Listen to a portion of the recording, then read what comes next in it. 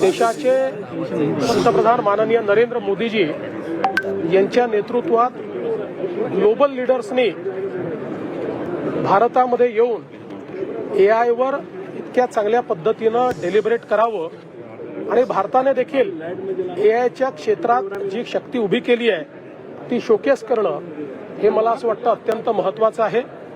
आणि विशेषतः या ठिकाणी AI इन ॲग्रिकल्चर या विषयामध्ये एक आत्ताच नुकतं मी भाषण केलेलं आहे आणि AI इन ॲग्रिकल्चरमध्ये देशामध्ये महाराष्ट्राने गती घेतलेली आहे। महाराष्ट्र आज खूप पुढे आहे।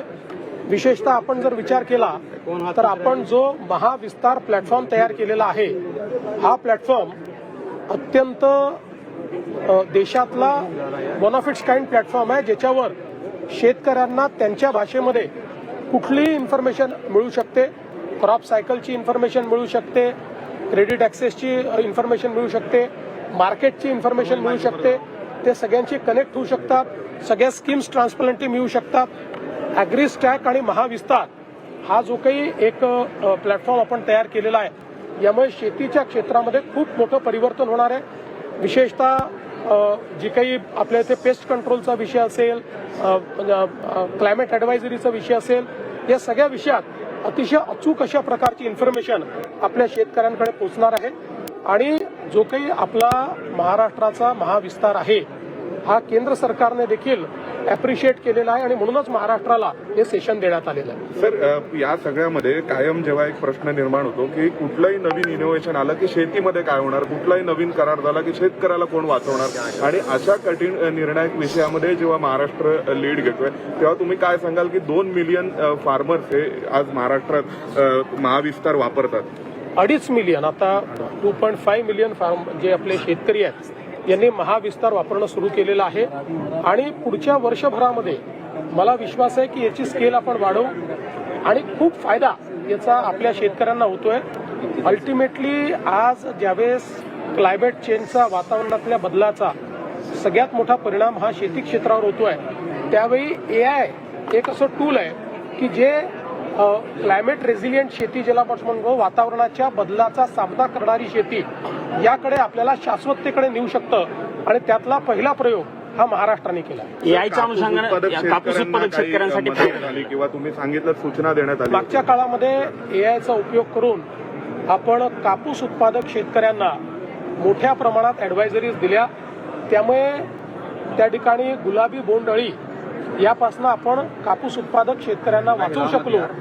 अन्यथा आपण बघितलं 2017 साली संपूर्ण कापसाचं जे काही पीक आहे हे गुलाबी बोंडअळीने आपल्याकडे नष्ट झालं होतं, पण आता ते सोपं झालंय, ॲडवायझरी देणंही सोपं झालंय आणि शेतकरी त्याच्यावर कामही करतात। मोठ्या प्रमाणात फायदा होईल म्हणायचं या सगळ्याचा, देशातील सगळ्या शेतकऱ्यांना याचा सगळा फायदा होईल। 4 कृषी विद्यापीठ आहेत भाऊ। मला असं वाटतं की हे जे मॉडेल आहे हे सगळे राज्य या ठिकाणी फॉलो करतील आणि देशाचंही मॉडेल तयार होत आहे। अल्टिमेटली आज आपल्या देशामध्ये वेगवेगळे राज्य जे चांगलं करतात, केंद्र सरकार जे चांगलं करतं, अशा सगळ्या गोष्टी या आपण एकमेकाला शेअर केल्या पाहिजेत आणि त्याला एका स्केलवर नेलं पाहिजे। यात सगळ्यात महत्त्वाची गोष्ट काय आहे तर ते आहे की डिजिटल पब्लिक इन्फ्रास्ट्रक्चर तयार करणे।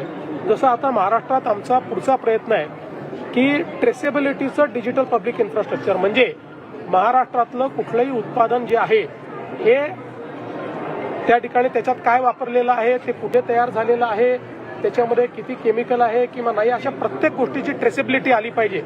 याकरता डिजिटल पब्लिक इन्फ्रास्ट्रक्चर आपण तयार करतोय, कारण ते जर आपण तयार करू शकलो तर जगाची बाजारपेठ ही आपल्याकरता ओपन होईल। महाराष्ट्रामध्ये 4 कृषी विद्यापीठ आहेत, त्या कृषी विद्यापीठांचा काही फायदा किंवा त्यांची मदत या सगळ्यामध्ये घेतली जाऊ शकते? इंडस्ट्रीची मदत कशा प्रकारे घेतली जाणार? मला असं वाटतं की कृषी विद्यापीठं आता अतिशय चांगलं काम करतायत आणि या सगळ्या गोष्टीचा भाग हा कृषी विद्यापीठांना आपण केलेला आहे।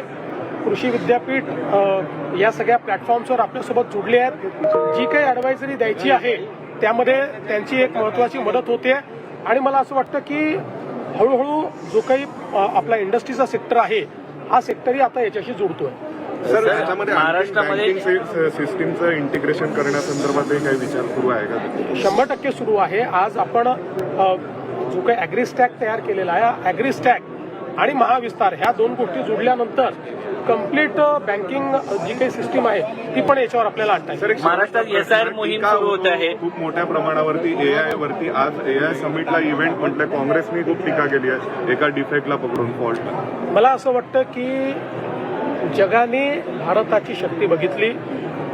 एखादी घटना घडली तर तेवढीच घटना घेऊन बसायचं आणि आपल्या देशाला बदनाम करायचं, ही जी काही एक प्रवृत्ती काँग्रेसमध्ये आणि विरोधी पक्षात दिसते आहे ती देशहिताची प्रवृत्ती नाही आहे. किंबहुना त्यांनी जर हे बघितलं की जगातले हुज हू एआय करता भारतात येतात आणि या ठिकाणी भारताने एआय मध्ये केलेलं जे काम आहे या कामाची प्रशंसा करतात, हे महत्वाचं आहे.